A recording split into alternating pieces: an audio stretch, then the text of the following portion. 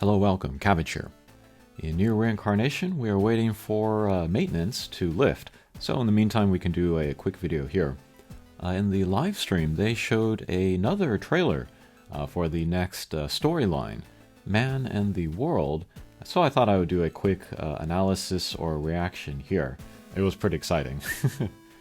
I saw some people like their reaction to it, and they're like, oh, this feels like the end of the game, like the final chapter. But I'm not so sure, so let's have a look, let's think about it. But first shot we saw here was Akeha, Argo, and Fio, presumably in the cage. And this was already super exciting. Before, we've been kind of traveling through the cage just as a single character all the way through, and then going into Scarecrow's, and then looking at these stories there. But now we are seeing kind of multiple characters come together in the cage. This was also kind of hinted at in like various voice actor performances during live streams, but here we're seeing it in-game. And we can kind of see in the back, there's like a projection of a screen.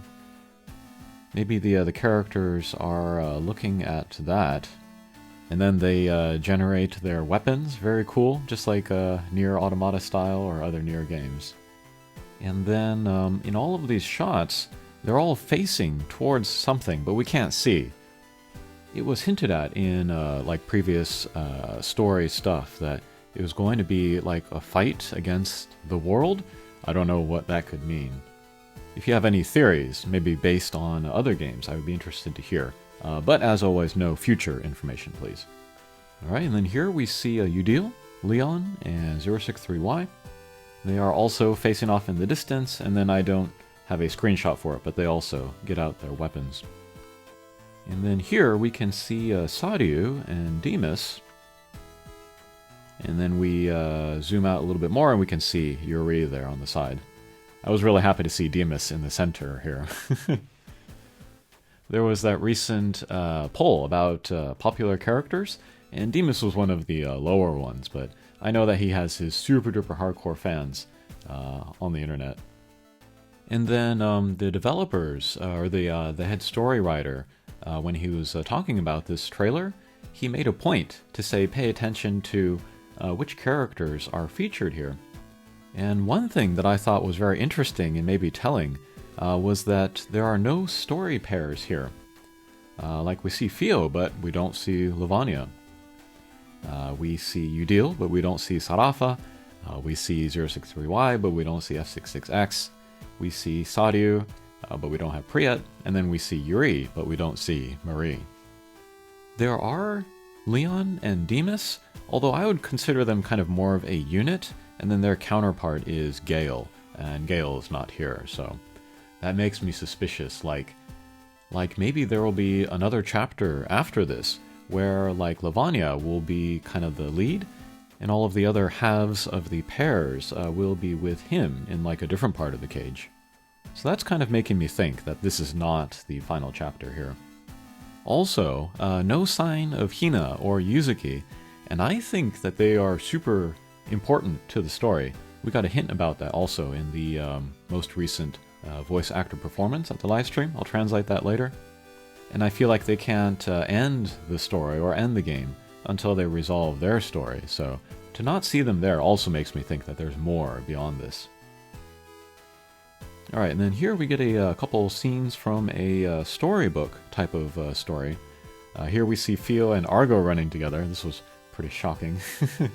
And then the words here, this is from Argo's point of view. She says that we walk together through the cage so that we can save the girl's friend.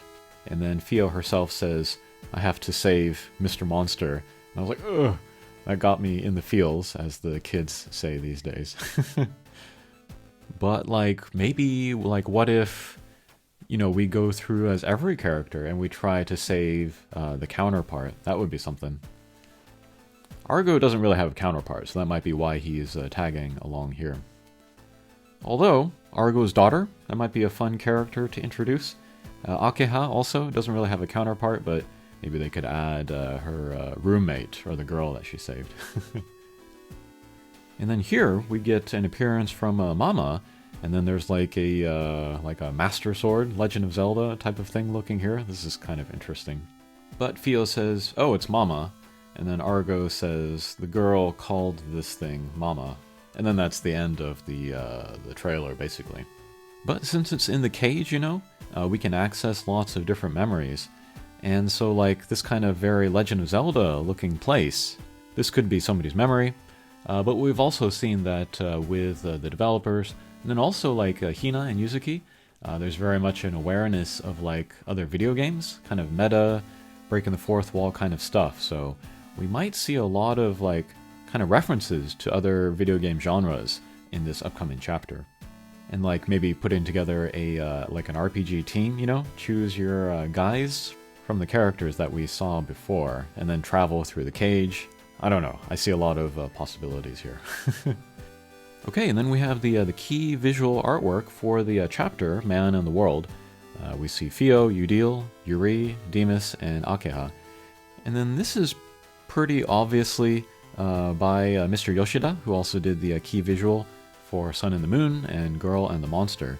And I think especially if we look at Fio, we can see that old kind of Final Fantasy Tactics feel to this. So pretty exciting. This news story is not going to come with the update later today. It'll come a little bit later. Okay, thanks for watching, and we'll see you again. Take care.